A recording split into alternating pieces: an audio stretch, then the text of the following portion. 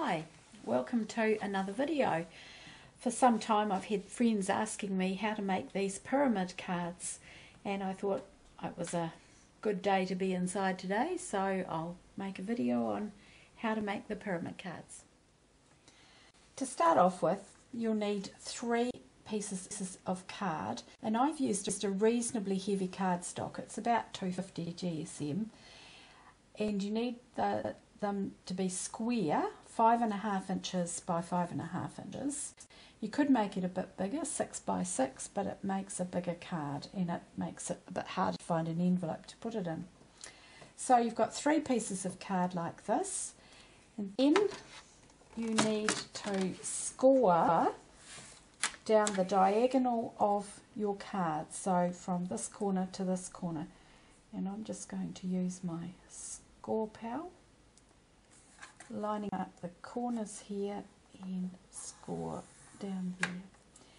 And you do that for all 3 pieces of card, and then you want to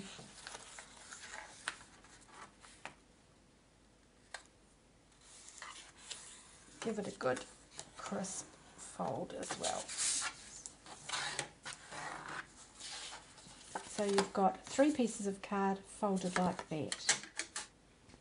Okay, now I've put some tape on here to join, so I'm going to join these 2 together, and I've put a piece of tape underneath here so that I've got it stuck down this edge and another piece here to stick down to that there. So I'll just take the tape off.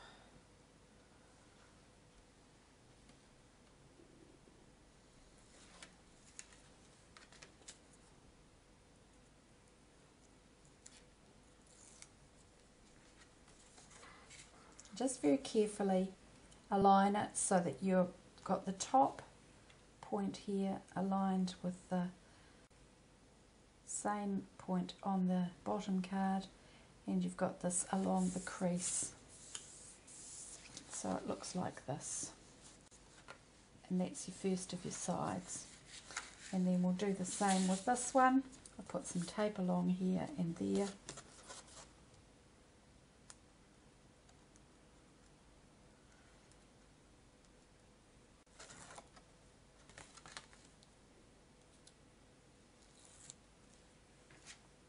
And I'm going to line this up here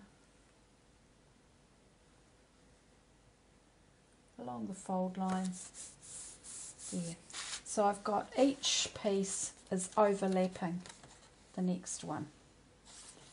So while I've got this flat, I'm going to put the top layout paper onto it, and I've cut 3 pieces, 3 triangular pieces from 2 5.25 inch squares, just a little bit smaller than the main squares, and I'm going to attach them to these parts here.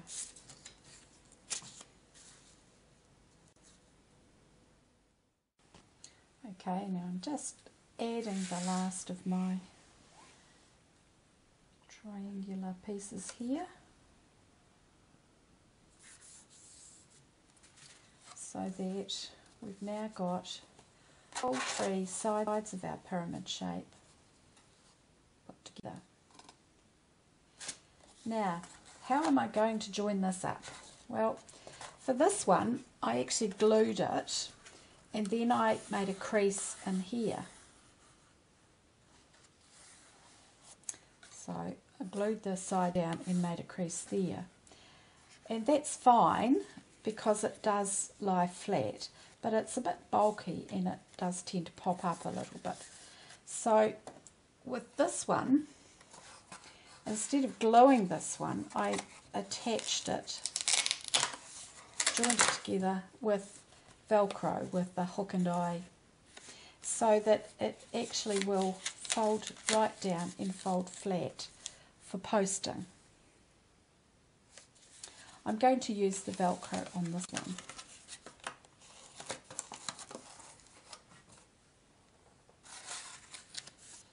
So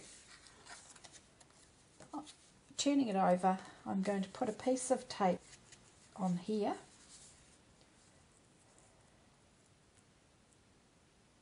I've just cut a couple of narrow strips. I just buy the tape in lengths. It's really good for making your own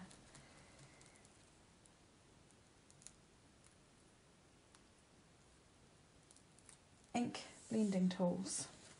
Right, so that's ready to go there, and I need to put another piece here.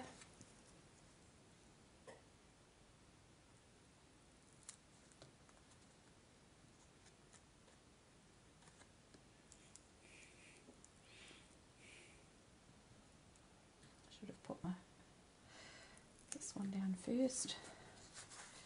So it's going to go on the right side, and then I'll just stick that there, and just stick that down there. So it just pulls apart, then it'll fold down now flat for posting.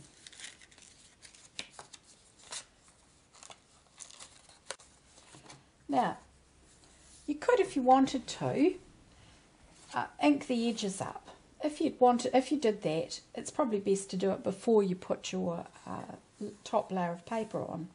But I didn't want to make it too grungy looking because it's going to be an anniversary card. So I've made a couple of embellishments to go on my card. This one is a Spellbinder's Fancy tag that I've run through my Cuttlebug and embossed it, and then before I took the actual metal die off it, I just inked it up with a bit of white chalk ink, and it just comes just makes the shape pop up a little bit. And then I stamped it with a happy anniversary stamp from Jenna Kay. And I've made here also a little rosette. The rosette is made from the Tim Holtz rosette die, the large die. Okay, so I'm now going to attach my rosette that I've attached some ribbon to my card. And I'm just going to use some pop dots here.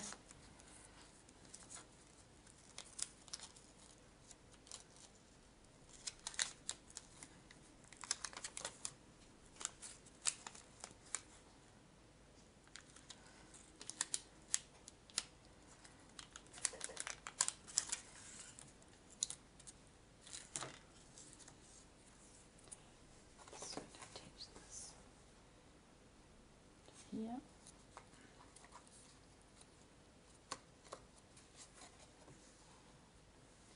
And I'll attach my anniversary greeting to here. Just use some colours.